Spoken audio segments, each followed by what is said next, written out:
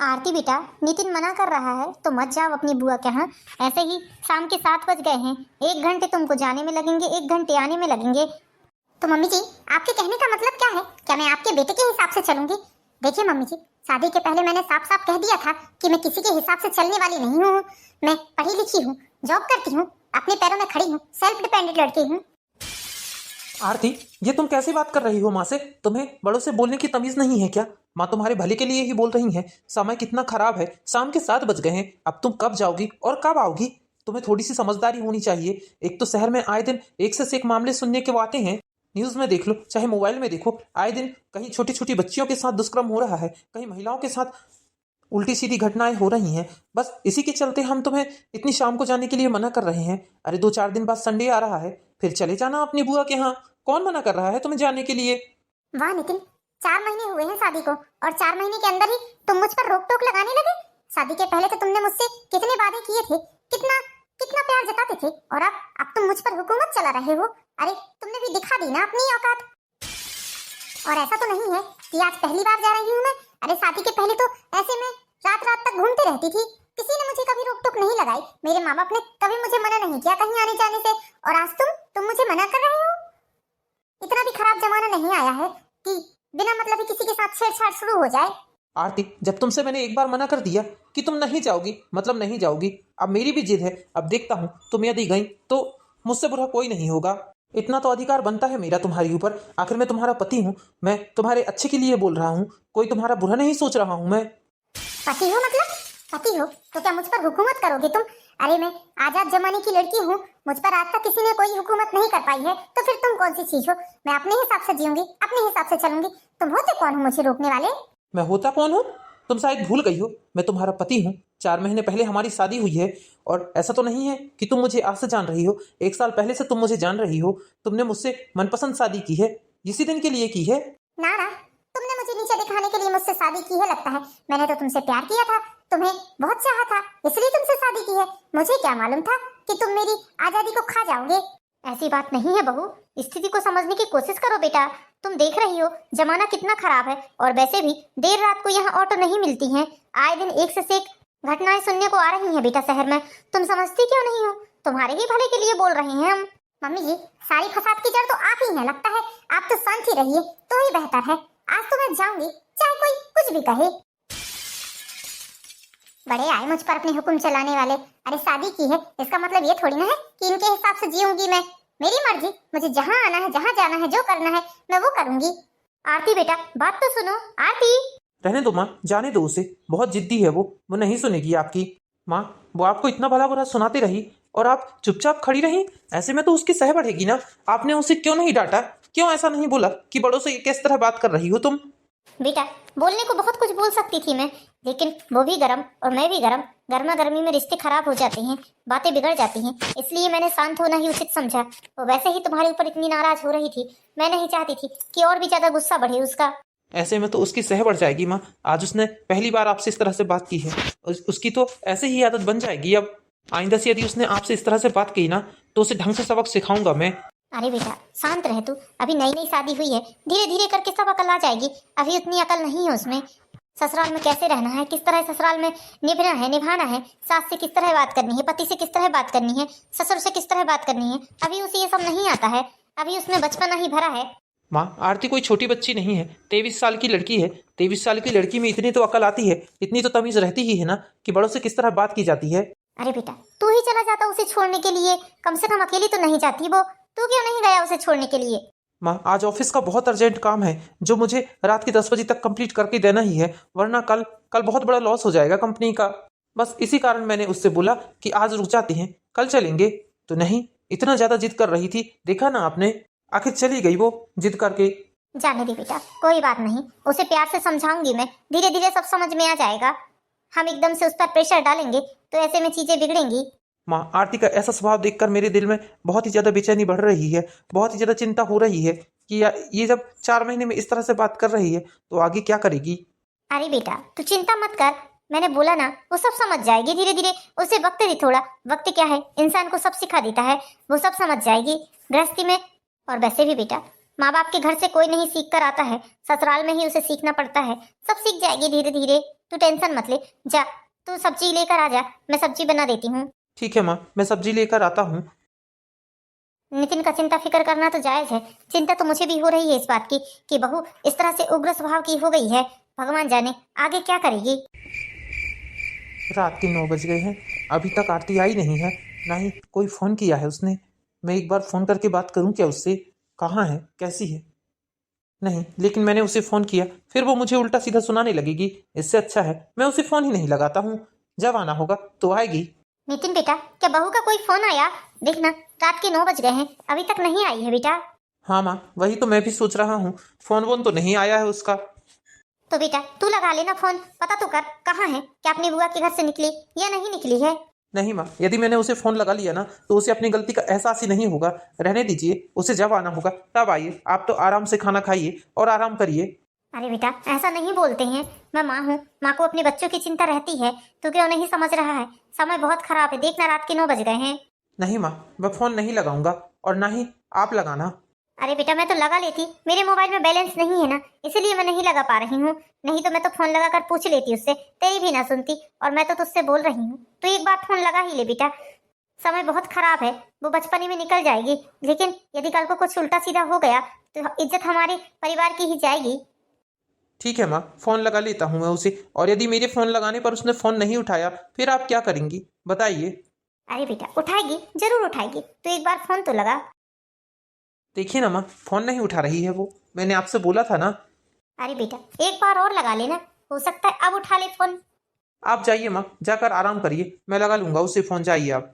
हे भगवान, मेरी बहू की रक्षा करना, उसके ऊपर कोई काल संकट ना हो। हे भगवान, अब तो मुझे भी आरती की चिंता होने लगी है। ये फ़ोन क्यों नहीं उठा रही है? इसलिए ना उठाती होगी ताकि उसे लगता होगा कि उसका ईगो हर्ट ना हो जाए, इसलिए फ़ोन नहीं उठा रही है। मैं अच्छे से जानता हूँ उसको। रात के 10 बजने को आए हैं, ये लड़की कहाँ है पता नहीं। बहुत ही ज्यादा चिंता हो रही है मुझे इसकी। लड़का है तो वो नहीं सुन रहा है। हे भगवान। क्या बात है भगवान, क्यों शोर कर रही हो? अरे जी, बहू कब से गई है अपनी बुआ के यहाँ? देखिए ना, रात के 10 बज गए हैं, अभी तक उसका कोई अता पता नहीं है। ना ही फोन किया है और ना ही आने की कोई जानकारी दी है, और ना ही अभी तक आई है। बहुत जी घबरा रहा है मेरा। अरे तो नितिन से बोल दो, नितिन जाकर ले आएगा बहू को। फोन नहीं उठा रही है जी उसका। और नितिन जाए भी तो कैसे, उसका बहुत अर्जेंट काम है आज। अरे पत्नी से ज़्यादा जरूरी कुछ नहीं होता, काम वाम होते रहेगा। जाओ बोलना, पहले लेकर आ। मैं तो चला जाता, लेकिन मेरा स्वास्थ्य ठीक नहीं लग रहा है, इसलिए मैं नहीं जा पाऊंगा। नहीं नहीं जी, आप नहीं जा सकते हैं। आपका शुगर ऐसे ही इतना हाई हो रहा है, बहुत मुश्किल से तो आपको नींद लगी थी। आप सो जाइए, आप चिंता मत करिए। मैं नितिन को बोलती हूँ, नितिन जाकर ले आएगा बहू को। हाँ हाँ, नितिन को बोलो, वो लेकर आ जाएगा बहू को। नितिन बेटा, नितिन इधर आओ। हाँ माँ बोलिए, क्या बात है? मैं काम कर रहा था माँ। बेटा जाओ, जाकर बहू को लेकर आओ। मुझे बहू की बहुत ज्यादा चिंता हो रही है, ना जाने कहाँ है, कैसी है, क्या हाल में है। उसकी बुआ का नंबर है तुम्हारे पास?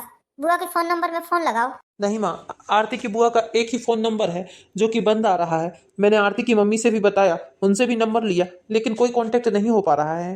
बेटा रात के 10 साढ़े 10 बज रहे हैं, तू जा और जाकर बहू को लेकर आ। मेरा जी बहुत घबरा रहा है, ना जाने कैसे कैसे उल्टे सीधे ख्याल आ रहे हैं मेरे मन में। हाँ हाँ माँ, मेरा मन भी बिल्कुल नहीं लग रहा है काम में। मैं जा रहा हूँ, जाकर लेकर आता हूँ उसे। हे भगवान, कहाँ है बहू? इस शहर में ऐसे ही लड़कियां, बहुएं, बेटियां सुरक्षित नहीं है। कितनी किस्म की वारदात सुनने में आती है। मेरा तो बड़ा ही जी घबरा रहा है। अरे तुम चिंता क्यों कर रही हो भगवान? गया ना नितिन, लेकर आ जाएगा बहू को। इतना सोचोगी तो कैसे काम बनेगा? अपनी और तबीयत बिगाड़ लेना, कुछ नहीं होता। और वैसे भी इतनी रात भी नहीं हुई है, 10 साढ़े 10 ही बजा है। रोड तो दिन भर चलते रहती है, रात भर भी चलती रहती है। तुम चिंता मत करो, कुछ नहीं होगा उसे। पता नहीं जी, मेरा तो बहुत ही जी घबरा रहा है। आप बोल रहे हैं जरूर, लेकिन जी मेरा बहुत घबरा रहा है। जब तक बहू घर नहीं आ जाएगी तब तक मुझे चैन नहीं मिलेगा। ना जाने कहाँ है, कैसी है, क्या हालत में है। समधन जी को फोन लगाकर उन्हें बताती हूँ, उनसे कोई जानकारी मिल जाए तो अच्छी बात है। हेलो, नमस्ते समधन जी, कैसी हैं आप? मैं तो एकदम बढ़िया हूँ जी, आप कैसी हैं?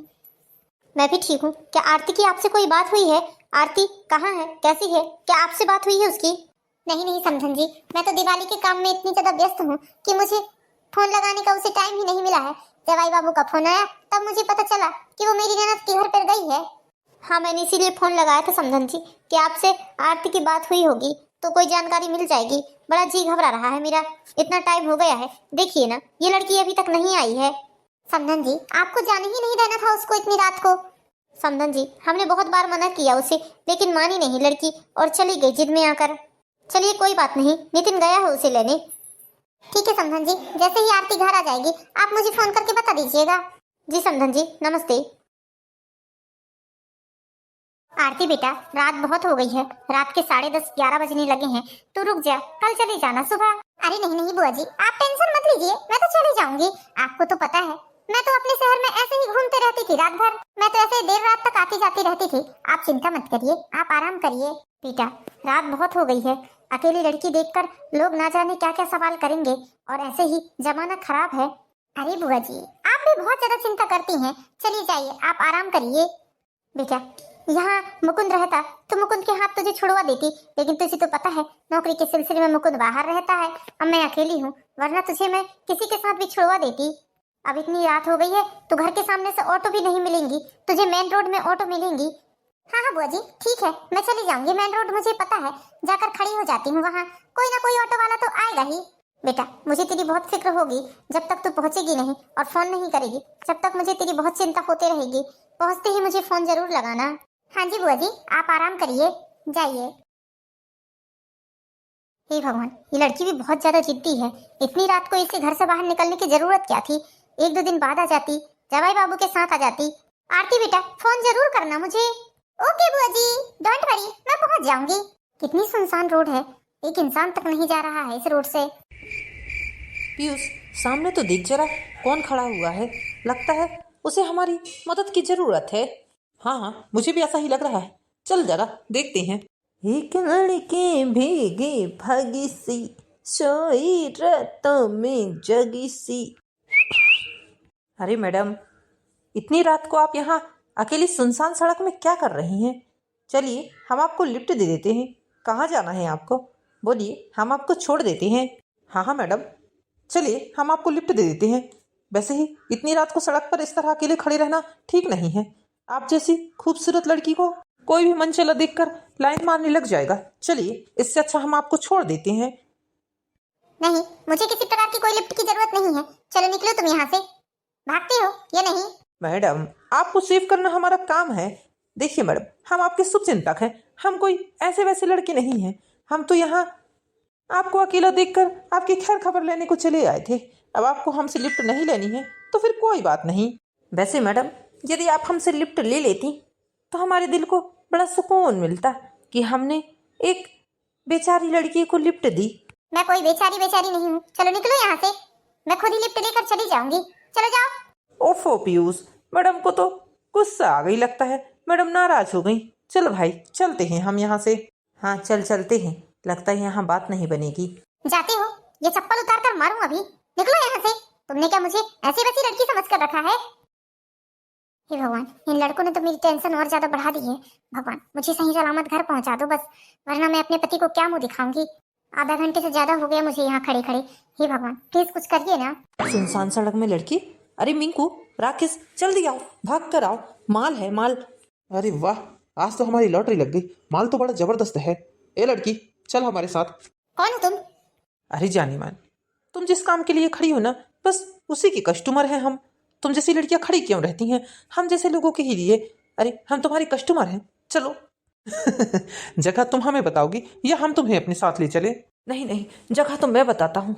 मुझे पता है एक बहुत अच्छी जगह जहाँ सारी रात आराम से कट जाएगी। माल तो एकदम नया नया लग रहा है। हाय, चलो जल्दी चलो, रहा नहीं जा रहा है अब तो। मैंने कहा दूर हट जाओ मुझसे, भागो यहाँ से। मैं अपने घर जाने के लिए यहाँ खड़ी हूँ, तुम मुझे कैसी वैसी लड़की समझ कर रखे हो। निकलो यहाँ से। अच्छा, हमें सब पता है कि तुम जैसी लड़कियां इतनी रात को रास्ते में क्यों खड़ी रहती हैं। अरे तुम धंधा वाली हो, हमें अच्छे से पता है। तुम जैसी कई लड़कियां इस रास्ते में खड़ी रहती हैं। मैंने कहा चलती हो, ये जबरदस्ती लेकर चले। हाय, ये कोमल कोमल हाथ। अरे इतनी जोर से मत डांटो इसे, कितनी प्यारी लड़की है ये। देखने में ही मेरे मुंह से लार टपक रहा है और छूने से तो हाय हाय। दूर रहो मुझसे, मैं ऐसी वैसी लड़की नहीं हूँ। मैं अपने घर जाने के लिए यहाँ खड़ी हूँ, भागते हो या नहीं? ओहो जानीमान, तुम तो हुस्न की बला हो। कहो तो रेट से बढ़कर रेट ले लेना, डबल पैसे ले लेना। चलो चलो हमारे साथ। अरे इतना भी भाव क्यों खा रही हो? तुमसे बोल तो दिया, डबल पैसे दे देंगे, चलो हमारे साथ। ये सब क्या हो रहा है यहाँ? अरे पुलिस आ गई, भागो। हे लड़की, ये सब क्या चल रहा है यहाँ? क्या कर रही है तू यहाँ? इंस्पेक्टर साहब, अच्छा हुआ आप आ गए। यदि आप समय पर ना आते तो ना जाने आज मेरे साथ क्या हो जाता। साहब, मुझे घर पहुंचा दीजिए, मुझे घर पहुंचा दीजिए। चुप कर। ये तेरे जैसी लड़कियां ना मैंने बहुत देखी हैं। मुझे पता है तू यहाँ क्या करने खड़ी थी। अरे तू धंधा वाली है, तू यहाँ अपने कस्टमर ढूंढ रही थी ना। नहीं नहीं सर, आपको गलतफहमी हुई है। मैं अपनी बुआ के यहाँ आई थी। आपको यकीन नहीं है तो पिछली गली में चलिए, मेरी बुआ रहती है वहाँ। मैं आपसे मिलवा देती हूँ उन्हें। मैं अच्छे घर की बहू हूँ, अच्छे घर की बेटी हूँ। मैं यहाँ अपनी बुआ के यहाँ आई थी। इसी शहर में मेरा ससुराल भी है। जब तेरा ससुराल है तो इतनी रात को तू यहाँ क्या कर रही है? क्या तुझे पता नहीं है कि इस शहर में कितनी घटनाएं होती रहती हैं? सर, मैं नई नई शादी होकर आई हूँ इस शहर में। मुझे इस शहर के बारे में ज्यादा जानकारी नहीं थी। मैं तो बस सोच रही थी कि जैसे मैं अपने शहर में घूमती रहती थी वैसे ही यहाँ भी घूम रही हूँ। सर, ऐसी लड़कियां बहुत देखी हैं मैंने। आपको नहीं पता है, ये लड़कियां बड़ा ही इमोशनल ब्लैकमेल करती हैं। अरे ये लड़कियां इतनी रात को ही ऐसे ही खड़ी रहती हैं। अभी आगे चलकर देखना तो 2-4 लड़कियां और इसी तरह रात में खड़ी मिलेंगी आपको। ऐसी लड़कियों को बहुत अच्छे से जानता हूं मैं। रोज ही आए दिन ऐसी लड़कियों से सामना होता है मेरी मानिए तो इसे थाने में लेकर चलिए। इससे वही पूछताछ करते हैं हम लोग। शरीफ घर के लड़कों को फंसाना इनका काम होता है। अरे इनका धंधा ही है, ये धंधे वाली है ये। नहीं नहीं, मेरा यकीन करिए, मैं गलत नहीं हूँ। मैं अच्छे घर की लड़की हूँ। आपको यकीन नहीं हो रहा है तो मैं अपने पति से आपकी बात करवा देती हूँ। अभी फोन लगा लेती हूँ मैं अपने पति को। अरे चुप कर। तो जैसी लड़की को बहुत अच्छे से जानते हैं हम पुलिस वाले हैं। तू हमें बेवकूफ समझ रही है। चल थाने चल, तुझे थाने में ले जाकर बिठालता हूँ, तब तुझे सब समझ में आ जाएगा। इतना गंदा काम करते हुए तुझे शर्म नहीं आती है? चुप कर। तेरे जैसी लड़की बहुत देखी है हमने। हम पुलिस वाले हैं, क्या तुझे पता नहीं है? तू हमें इस तरह इमोशनल ब्लैकमेल करेगी? अपनी सुंदरता का नाजायज फायदा उठा रही है। शरीफ घर के लड़कों को फंसाना तेरा काम है। पैसे कमाने ही है तो अच्छे तरीके से कमा। जाकर कहीं भीख मांग ले तो इंसान तुझ पर दया खाकर थोड़े बहुत पैसे ही दे देगा। इतना गंदा काम करते हुए तुझे शर्म नहीं आती है? देखने में तो शरीफ घर की लड़की लग रही है, लेकिन हरकतें देखो। पुलिस वालों को देखकर अपनी जुबान बदल रही है। 3-3 लड़कों से बात कर रही थी यहाँ खड़े खड़े। नहीं सर, वो लड़के लोग मुझे छेड़ रहे थे। बस मैं उन्हीं का जवाब दे रही थी उन्हें। मेरी बात मानिए, मेरी बात का यकीन करिए सर, प्लीज मेरी बात का यकीन करिए। मैं गलत नहीं हूँ, भगवान की कसम खाकर कहती हूँ सर, मैं कहीं से भी गलत नहीं हूँ। मैं अपने पति से आपको बात करा देती हूँ सर। अरे तुम जिससे बात करा रही हो हमें क्या पता कि वो तुम्हारा पति है? तुम अपने किसी पार्टनर से बात कराती होगी तो। इंस्पेक्टर, महिला कांस्टेबल को फोन करो, जीप लेकर बुलाओ, इसे लेकर थाने चलना है। नहीं नहीं सर, ऐसा मत करिए, मेरी बहुत बदनामी होगी। मैं अच्छे घर की बहू हूँ सर, प्लीज मुझे एक मौका दीजिए। मैं अपने पति से आपकी बात करा देती हूँ सर, प्लीज सर। सर, मुझे इस शहर के बारे में कुछ भी नहीं पता था, मुझे माफ कर दीजिए सर, प्लीज सर मुझे माफ कर दीजिए। सर, इसकी बातों में आने का काम नहीं है। मैं फोन लगाता हूँ अभी। आरती, ये तो आरती ही है। सर, वो देखो मेरे पति नितिन आ गए, देखिए सर। क्या बात है सर? क्या तुम इसके पति हो? हाँ सर, ये मेरी पत्नी है, मैं इसका पति हूँ। इसका नाम आरती है। अरे सर, ये भी झूठ बोल रहा है। ये इसी का पार्टनर है, मिला हुआ है इसके साथ। पार्टनर? कैसा पार्टनर सर? आप ये कैसी बात कर रहे हैं सर? मेरे पास में हम दोनों की शादी का प्रूफ है। हम दोनों पति पत्नी हैं। ये अपनी बुआ के यहाँ मिलने के लिए आई थी। ये कैसी बात कर रहे हैं आप? कोई महिला यदि इस समय परेशान है तो उसकी मदद करने की बजाय आप लोग उसको इतनी गंदी तरीके से बात कर रहे हैं। देखिए मिस्टर, जो माहौल इस शहर में चल रहा है उसके हिसाब से आपकी पत्नी का इतनी रात में इधर खड़े रहना यही साबित करता है ना कि ये धंधे वाली है। हम तो इसे धंधा वाली ही समझेंगे। आए दिन यहाँ ऐसे केसेस होते ही रहते हैं। सर, आपका कहना ठीक है, आप बिल्कुल ठीक कह रहे हैं, लेकिन लड़की की चाल ढाल, उसके रंग रूप, उसके रवैये को देखकर भी तो समझ सकते हैं ना आप। अरे किसी की शकल में नहीं लिखा रहता है कि वो कौन है और किस घर से है। ये कैसी बात कर रहे हैं आप दोनों को ही थाने में बैठा दूंगा ले जाकर मैं।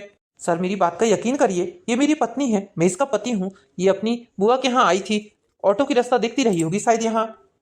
आपको जो भी प्रूफ चाहिए मैं आपको दे देता हूँ, बस थोड़ी देर का समय दीजिए। अभी मैं अपने दोस्त को यहाँ प्रूफ लेकर बुलवा लेता हूँ। आप अपनी जगह पर बिल्कुल सही हैं, लेकिन सर प्लीज़ बात का यकीन करिए। चलिए ठीक है, यदि आप बोल रहे हैं तो ले जाइए अपनी पत्नी को। और हाँ, याद रखिएगा आइंदा इतनी रात को आपकी पत्नी इस तरह दिखनी नहीं चाहिए। जी धन्यवाद सर आपका। चलो आरती। मम्मी जी, यदि आज नितिन जी समय पर नहीं पहुंचते तो ना जाने मेरे साथ क्या होता। मैं बहुत शर्मिंदा हूँ अपने किए पर। बेटा, हम इसी कारण तुझे जाने के लिए मना कर रहे थे, लेकिन तूने हमारी बातों को समझा नहीं। बेटा, यदि तू हमारी बात मान लेती तो आज ऐसा होता कि ना होता। भगवान की कृपा से ये कहो कि तेरे साथ कुछ गलत नहीं हुआ, वरना। मम्मी जी, मुझे तो सोच सोच कर घबराहट हो रही है। मेरे पैरों तले जमीन खसक रही है, ऐसा लग रहा है मैंने बहुत बड़ी गलती की आज बुआ के यहाँ जाकर। ये सब मेरे कर्मों का ही फल है। आप लोगों की बात ना मानकर और आप लोगों को आप शब्द बोलकर इस घर से गई थी मैं। प्लीज मम्मी जी, प्लीज मुझे माफ कर दीजिए। प्लीज मम्मी जी, माफ कर दीजिए मुझे। बेटा, माफी मांगने की कोई जरूरत नहीं है, लेकिन बेटा आइंदा याद रखना, यदि हम तुझे किसी चीज के लिए मना कर रहे हैं तो उस बात को समझना चाहिए। इस तरह जिद करना ठीक नहीं है। कभी कभी जिद भी अपने लिए हानिकारक हो जाती है। हम तेरे परिवार वाले हैं बेटा, नितिन तेरा पति है, मैं तेरी सास हूँ, तुम्हारे बारे में कभी गलत नहीं सोचूंगी मैं, और तुम्हारा अच्छा ही सोचूंगी। हाँ हाँ मम्मी जी, मुझे ये बात समझ में आ गई है। नितिन जी, क्या आप मुझे माफ नहीं करेंगे? बोलिए नितिन जी। अरे पगली, मेरे लिए तो सबसे बड़ी खुशी की बात यह है कि तुझे अपनी गलती का एहसास हो गया। लेकिन हाँ, वादा कर कि दोबारा तू कभी ऐसा काम नहीं करेगी जिससे तुझे ही नुकसान पहुंचे। हाँ हाँ नितिन जी, मैं आपसे वादा करती हूँ, और आज ये भी वादा करती हूँ कि मैं ऐसा कोई भी काम नहीं करूंगी जिससे आपके परिवार को या आपको किसी प्रकार से बेइज्जती महसूस हो। मैं एक अच्छी बहू बनकर दिखाऊंगी, हमेशा आप लोगों का मान सम्मान करूंगी, घर की लाज लेकर चलूंगी। मम्मी जी ने कितना समझाया मुझे, लेकिन मैं मम्मी जी को ही उल्टा सीधा शब्द बोलकर घर से निकल गई। काश मैंने बात मान ली होती। मैंने कभी सपने में भी नहीं सोचा था कि मेरे साथ इतना गलत हो जाएगा। आपको पता नहीं है नितिन जी, वहाँ जो लड़के निकल रहे थे, उनकी नजरें ऐसी लग रही थी जैसे वो मुझे खा जाएंगे। आरती, मुझे बहुत अच्छे से पता है इस शहर के बारे में। मैं यहाँ पैदा हुआ हूँ, पला बढ़ा हूँ, 25 सालों से मैं इस शहर में रह रहा हूँ। क्या मुझे इस शहर के बारे में कुछ पता नहीं होगा? बस इसीलिए मैं तुम्हें मना कर रहा था। लेकिन तुम हो कि तुम्हें हमारी कही हुई बात गलत लग रही थी। तुम सोच रही थी कि हम तुम्हारे दुश्मन हैं। नहीं नितिन जी, आज के बाद ऐसा कोई गलत काम नहीं करूंगी मैं। मुझे अपनी गलती का एहसास हो गया है। चलो ठीक है बेटा, भगवान का शुक्र मनाओ कि तुम्हारे साथ कुछ गलत नहीं हुआ। हमने किसी का गलत नहीं किया था, इसलिए भगवान ने भी हमारे साथ कुछ गलत नहीं किया। तो दोस्तों, कैसी लगी आज की कहानी? यदि कहानी पसंद आई है तो हमारे चैनल पर एन ब्लॉग को सब्सक्राइब कीजिए, वीडियो को लाइक कीजिए। मिलते हैं नेक्स्ट वीडियो में दोस्तों, जब तक के लिए बाय बाय।